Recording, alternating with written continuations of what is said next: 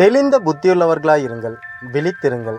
ஏனெனில் உங்கள் எதிராளியாகிய பிசாசானவன் கெர்ச்சிக்கிற சிங்கம் போல் எவனை விழுங்கலாமோ வென்று வகை தேடி சுற்றித் திரிகிறான். தெளிந்த புத்தியுள்ளவர்களாயிருங்கள். இதனை தேவனை தவிர வேறு யாராலும் தர முடியாது. விஞ்ஞானியோ அல்லது மிகவும் அதிகமாக படித்த ஒரு ப்ரொஃபஸரோ இதனை தர முடியாது.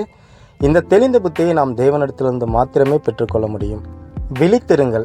வாட்ச்மேன், போலீஸ்காரர், இராணுவம் இவற்றில் யாரோ ஒருவர் தூங்கிவிட்டால் கூட தான் பார்த்து கொண்டிருக்கும் அந்த உடைமைகளுக்கு ஆபத்து வந்துவிடும்.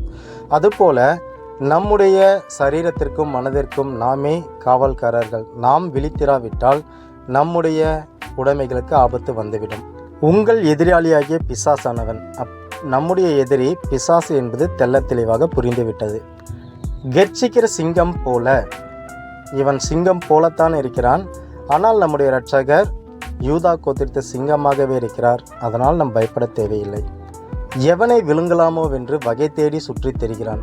தெளிந்த புத்தியுள்ளவர்களாகவும் விழித்தவர்களாகவும் இராவிட்டால் நாமும் இந்த எவனோ என்ற வகுப்பாரில் மாட்டிவிட வாய்ப்புள்ளது. அதனால் சுற்றித் திரிகிற இவனுக்கு நாம் தப்பித்துக்கொள்ள சுறுசுறுப்பாக பைபிளையும் தேவனிடம் ஜெபிப்பதையும் அதிகமாக்குவோமாக.